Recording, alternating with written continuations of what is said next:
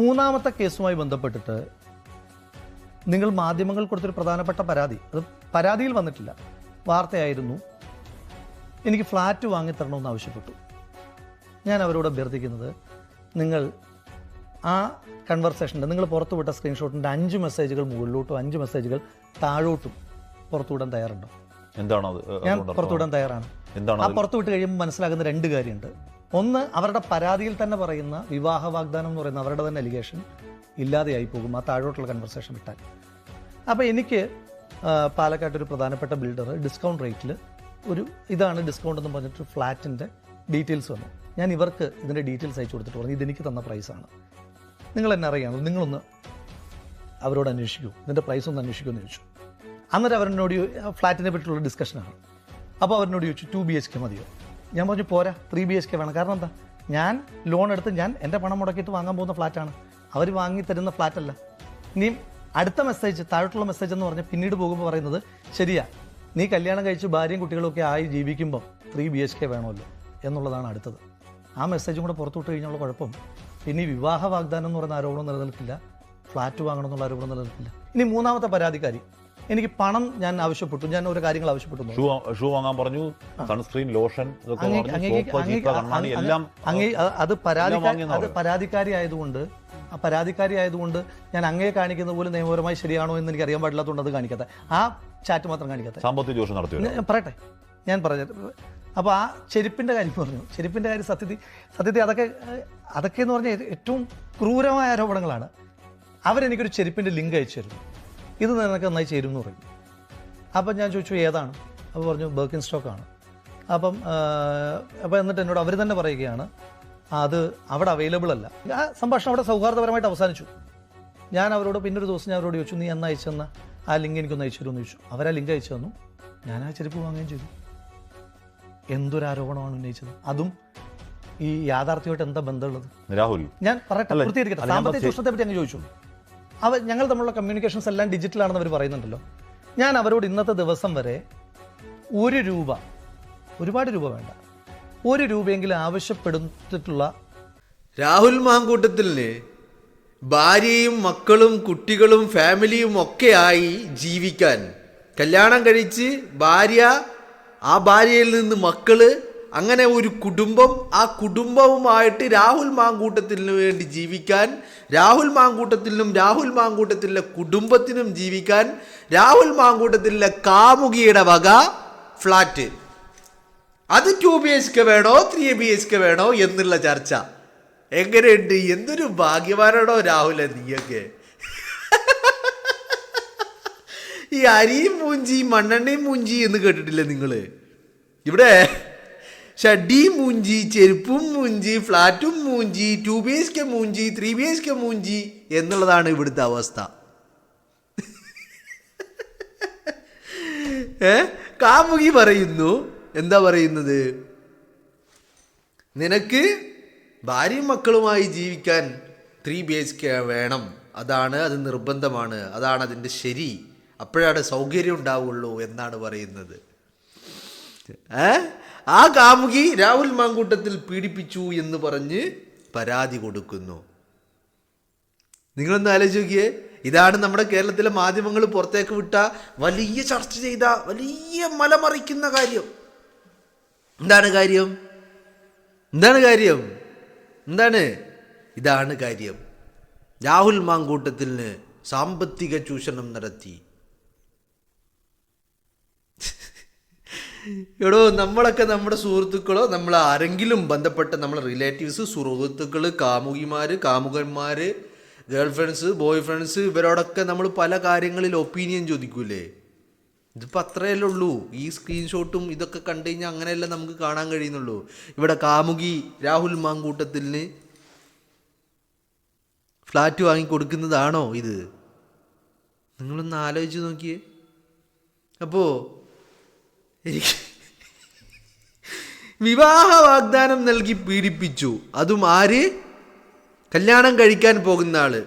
ആ വ്യക്തിക്ക് കല്യാണം കഴിച്ചിട്ട് ഭാര്യയും മക്കളുമായി താമസിക്കുവാനുള്ള ഫ്ലാറ്റിനെ കുറിച്ച് ചർച്ച ചെയ്യുന്നത് കാമുകനും കാമുകിയും.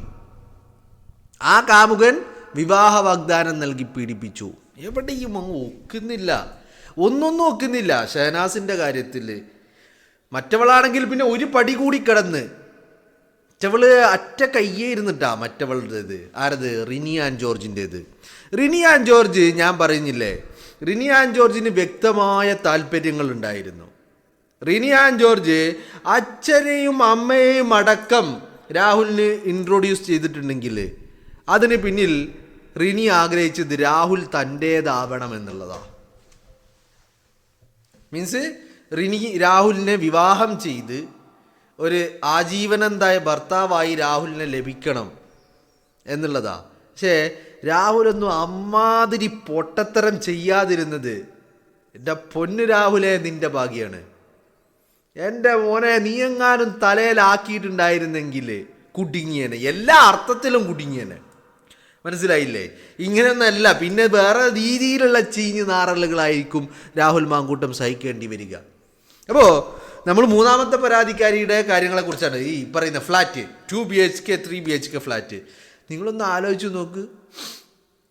2 പേരുള്ള പരിചയമോ സൗഹൃദമോ ഇനി എന്തോ ആവട്ടെ, അവർ തമ്മിലുള്ള റിലേഷൻ അല്ല, അവർ തമ്മിലുള്ള പരിചയം, അതിൻ്റെ പേരിൽ അവർ സംസാരിക്കുന്ന, അവർ കാഷ്വലായിട്ട് സംസാരിക്കുന്ന കാര്യങ്ങളിൽ ഒരു ഫ്ലാറ്റിനെ കുറിച്ച് ചർച്ച ചെയ്യുന്നു. അപ്പോഴേക്കും കാമുകന് ഫ്ലാറ്റ് വാങ്ങിക്കൊടുക്കുന്നു. പക്ഷേ രാഹുൽ മാങ്കൂട്ടത്തിന് 2 BHK പോരാ, 3 BHK വേണം. ആരാ പറയുന്നത്? കേരളത്തിലെ വേശ്യാമാധ്യമങ്ങൾ. എന്താ ഒരു സുഖം, എന്താ ഒരു രസം, എന്താ ഒരു അപ്പോൾ ഈ വേശ്യാമാധ്യമങ്ങൾ പറയുന്നു എന്താണ്? കാമുകിയാണ് കാമുകന് ഫ്ലാറ്റ് വാങ്ങിക്കൊടുക്കുന്നത്. എന്താണ് അതിൻ്റെ യാഥാർത്ഥ്യം? ഫ്ലാറ്റ് വാങ്ങാൻ തീരുമാനിക്കുന്നതും ഫ്ലാറ്റിനെ കുറിച്ച് ഡിസ്കഷനുകൾ നടത്തുന്നതും അതിൻ്റെ ഓഫറുകൾ ലഭിക്കുന്നതും ഒക്കെ രാഹുൽ മാങ്കൂട്ടത്തിന്. രാഹുൽ മാങ്കൂട്ടം സ്വാഭാവികമായിട്ടും ഈ വ്യക്തിയുമായിട്ട് ആ വിവരം പങ്കുവെച്ചു. അപ്പോൾ അയാൾ ചോദിക്കുക, നിനക്ക് 2 BHK വേണോ 3 BHK വേണോ? 3 BHK വേണം എന്ന് പറയുന്നു.